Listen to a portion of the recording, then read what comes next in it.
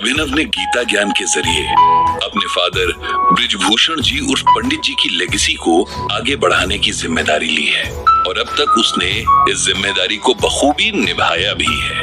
इन दिनों उसके ब्लॉग पर बिजनेस से जुड़ी प्रॉब्लम्स या अच्छे बिजनेसमैन कैसे बने, किन क्वालिटीज को अपने अंदर डेवलप करें कि अच्छे बिजनेस के साथ अच्छे इंसान होने के रास्ते पर भी चल सके, और इसमें श्रीमद् भगवत गीता हमें क्या रास्ता दिखाती है, इस सब पर डिस्कशन चल रहा है। अभिनव को इस पहल का बहुत अच्छा रिस्पांस भी मिल रहा है और उसके पास रोज कई मेल्स आते हैं जिनमें लोग अपनी प्रॉब्लम्स शेयर करते हैं और गीता ज्ञान के जरिए उनका सॉल्यूशन मांगते हैं। अभिनव की कोशिश रहती है कि सबको रिप्लाई कर सके और इसके लिए उसे गीता को बार बार पढ़ना पड़ता है। बहुत बार पंडित जी के गीता ज्ञान पर बनाए नोट्स को भी टटोलना पड़ता है और उसे हैरत इस बात की होती है कि जितनी बार वो गीता पढ़ता है उतनी बार उसे कुछ नया ज्ञान मिलता है। जैसे हर बार कोई एक बंद दरवाजा खुल जाता है जो उसे शांति और सुकून की तरफ ले जाता है। प्रिय अभिनव जी, मेरा नाम सौरभ है और मैंने आपका गीता ज्ञान ब्लॉग अभी हाल ही में पढ़ना शुरू किया है। मेरा यकीन मानिए तो बस पढ़ता ही चला गया। ऐसा लगा मानो मेरे हाथ कोई खजाना लग गया हो। गीता के सागर से ज्ञान के जो मोती पंडित जी और फिर उनके बाद आपने चुने हैं, उन्होंने तो हम सबको अमीर कर दिया है। ऐसा लगता है कि जब हमारे पास इतना बड़ा ज्ञान का सोर्स है तो हम इधर उधर क्यों भटकते हैं।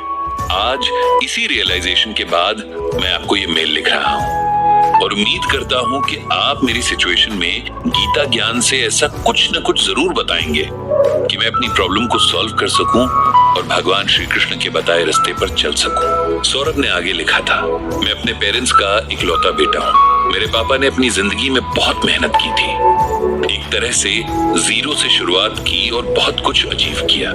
बहुत सारे कामों में किस्मत आजमाने, कहीं हारने तो कहीं धोखा खाने के बाद आखिर एक काम में उन्हें बहुत कामयाबी मिली। ये ट्रांसपोर्टेशन का काम था। उनके साथ दो और लोग थे जो उनके बिजनेस में बराबर के पार्टनर्स थे। मेरे पापा ने मुझे बहुत लाड़ प्यार से पाला, इसलिए नहीं कि मैं उनका इकलौता बेटा था, बल्कि इसलिए कि उनका नेचर ही ऐसा था। वो बहुत खुशमिजाज और सबसे प्यार करने वाले इंसान थे। इसी वजह से शायद ही कोई ऐसा होगा जो उन्हें अच्छी तरह से याद ना करता हो। मेरी अब तक की यादों से आपको अंदाजा लग ही गया होगा कि मेरे पापा अब इस दुनिया में नहीं है। आज से करीब 6 महीने पहले वो मुझे और मेरी माँ को छोड़कर चले गए।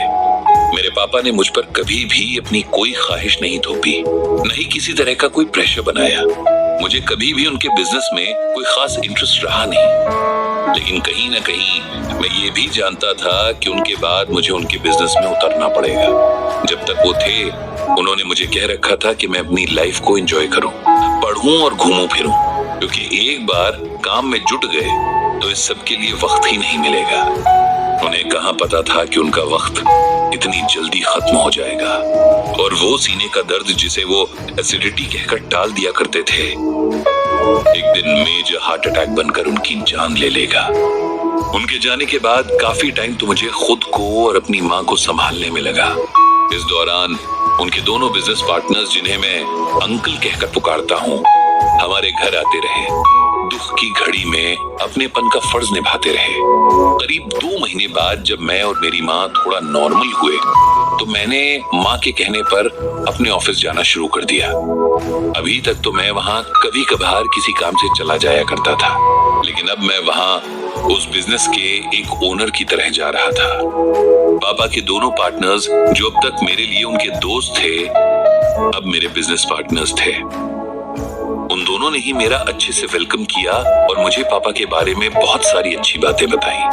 कुछ दिन तक सब ठीक चलता रहा, लेकिन जैसे जैसे मैंने उनसे बिजनेस के बारे में ज्यादा सवाल जवाब करने शुरू किए, उनका रवैया बदलने लगा। मैं अपनी नॉलेज बढ़ाने के लिए और ये दिखाने के लिए कि मैं यहाँ जबरदस्ती या मजबूरी में नहीं, बल्कि अपने इंटरेस्ट और रिस्पॉन्सिबिलिटी की वजह से ये सब कर रहा था।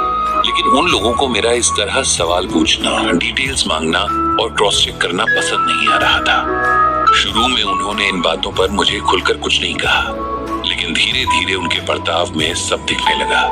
पता नहीं क्यों मुझे उन पर शक होने लगा कि कहीं न कहीं इन दोनों के मन में चोर है और इसीलिए ये मेरी बातों को खुद पर सवाल की तरह लेते हैं। इसीलिए मैंने ऑडिट करवाने का फैसला किया और इस बार कंपनी के ऑडिटर को ना बुलाकर अपने एक दोस्त के रिकमेंडेशन पर एक ऑडिटर को बुला लिया। इस बात से तो मेरे दोनों पार्टनर्स जैसे बिल्कुल ही आग बबूला हो गए और उन्होंने साफ कह दिया कि अगर मेरा यही रवैया रहा तो शायद ये पार्टनरशिप ना चल पाए। मेरे लिए ये बहुत शॉकिंग था क्योंकि मैं जानता था कि बिना उनके मेरा बिजनेस डूब जाएगा। मैंने उन्हें समझाने की बहुत कोशिश की और अपना पॉइंट भी क्लियर किया कि मैं बस बिजनेस की बारीकियां समझने के लिए ये सब कुछ कर रहा था, लेकिन उन्होंने समझने से ही इनकार कर दिया। ऑडिट हुआ और ऐसा कुछ भी नहीं मिला जिससे साबित हो कि मेरे पार्टनर्स ने कुछ गलत किया हो। मुझे अपने शक और हरकत पर शर्मिंदगी तो थी, लेकिन मैंने अपनी गलती नहीं मानी। मेरा ईगो मुझे ऐसा करने से रोके हुए है। अभी भी हम लोग साथ ही काम कर रहे हैं, लेकिन अब ऑफिस में अजीब सा माहौल रहता है। वे लोग मुझसे सिर्फ फॉर्मल डिस्कशंस करते हैं और इसका असर काम पर भी दिख रहा है क्योंकि हमारे बीच कोई तालमेल ही नहीं है। मेरे पापा का इतनी मेहनत से कमाया नाम मेरी वजह से खराब होने लगा है। मुझे ये तो एहसास है कि मुझसे कुछ गलत हुआ है, लेकिन क्या गलत हुआ ये समझ नहीं आ रहा।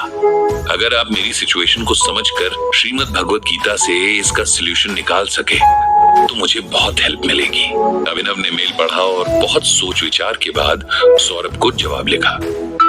सौरभ जी, आपका मेल पढ़कर जो बात मुझे समझ आई वो ये है कि आपसे गलती तो हुई है। बेशक आपने जानकर नहीं की, लेकिन हुई है और ये गलती है कम्युनिकेशन की गलती। किसी भी रिश्ते यानी रिलेशनशिप का आधार कम्युनिकेशन ही होता है और बिजनेस तो बिना अच्छे कम्युनिकेशन के चल ही नहीं सकता क्योंकि बिजनेस भी तो रिलेशंस पर ही चलता है। आपने खुद बताया कि आपके फादर एक बहुत ही अच्छे और खुशमिजाज इंसान थे। लोग उन्हें बहुत अच्छे से याद करते हैं क्योंकि लोगों के साथ उनका बिहेवियर बहुत अच्छा था और यही सबसे बड़ी क्वालिटी होती है जो एक बिजनेसमैन को कामयाब बनाती है।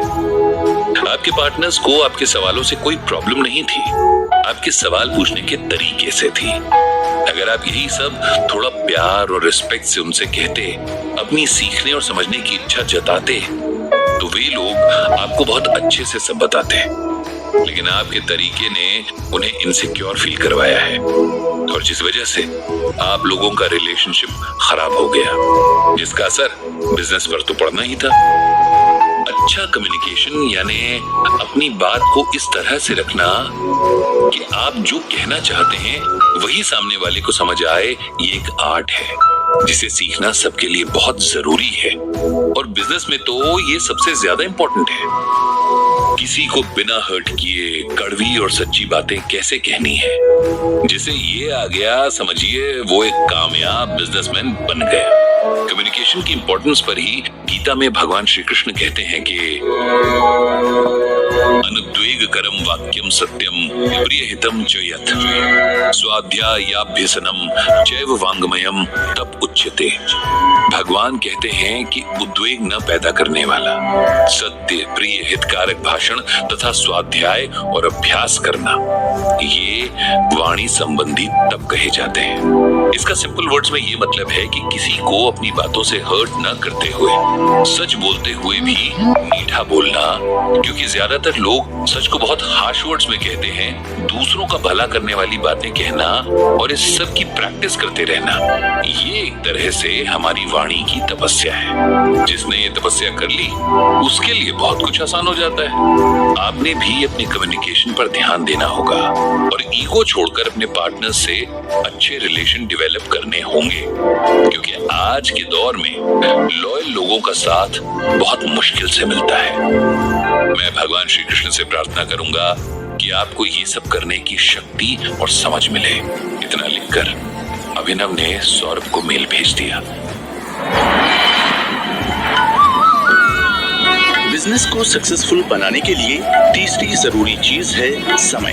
तो अभिनव ने श्रीमद् भगवत गीता के किस श्लोक से ये बात लोगों तक पहुंचाई है और कैसे इस सीख ने रस्तोगी अंकल को एक सक्सेसफुल बिजनेसमैन बना दिया, जानेंगे अगले एपिसोड में।